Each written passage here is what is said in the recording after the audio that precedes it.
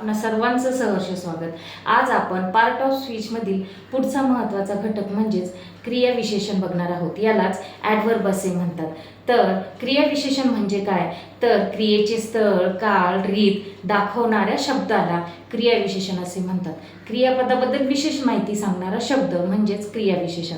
तर याचे काही प्रकार आहेत ते आज आपण अभ्यासू। पहिला आहे ॲडव्हर्ब्स ऑफ टाइम, ज्यामध्ये काळाचा बोध होतो त्याला काय म्हणतात? ॲडव्हर्ब्स ऑफ टाइम। यालाच मराठीमध्ये कालदर्शक क्रियाविशेषण असे म्हणतात। तर याचं उदाहरण आहे I will come today, today, tomorrow, one day before, yesterday हे शब्द यामध्ये वापरले जातात। त्यानंतर पुढचा प्रकार आहे ॲडव्हर्ब ऑफ प्लेस, म्हणजे स्थळदर्शक क्रियाविशेषणावे, ज्या ठिकाणी स्थळ दाखवलेलं असतं, म्हणजेच here, there, in, out, outside, त्यानंतर हे असे शब्द वापरले जातात, त्याला स्थळदर्शक क्रियाविशेषण असे म्हणतात।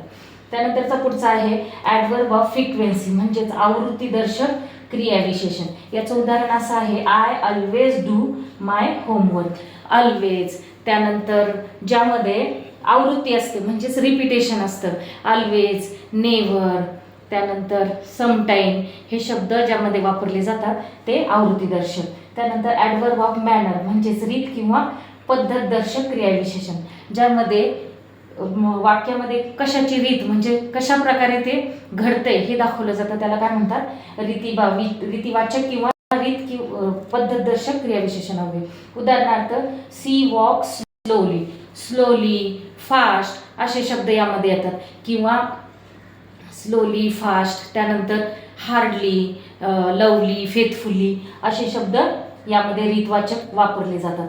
त्यानंतर ॲडव्हर्ब ऑफ रिझन, कारणदर्शक क्रियाविशेषण। याचं उदाहरण बघा I was tired so I went to sleep, म्हणजे रिझन दाखवलं जातं की काय कारण आहे, वाक्याचा उद्देश काय आहे। यामध्ये सो, बिकॉज, देअरफोर असे शब्द वापरले जातात। शेवटचा आहे ॲडव्हर्ब्स ऑफ डिग्री, याचा अर्थ आहे परिमाणदर्शक क्रियाविशेषण, की ज्यामध्ये टू, त्यानंतर हाफ, त्यानंतर असे शब्द वापरले जातात, त्याला परिमाण जे दाखवलेलं आहे त्याला क्रियाविशेषण असे म्हणतात। याचं उदाहरण आहे the water is too cold, पाणी कसं आहे? खूपच थंड आहे। तर ज्यामध्ये शब्दाचा बोध हा परिणामास्वरूप दाखवला जातो त्यालाच परिमाणवाचक किंवा परिमाणदर्शक क्रियाविशेषण असे म्हणतात। तर तुम्हाला माझा व्हिडिओ आवडला असेल तर लाईक करा, शेअर करा,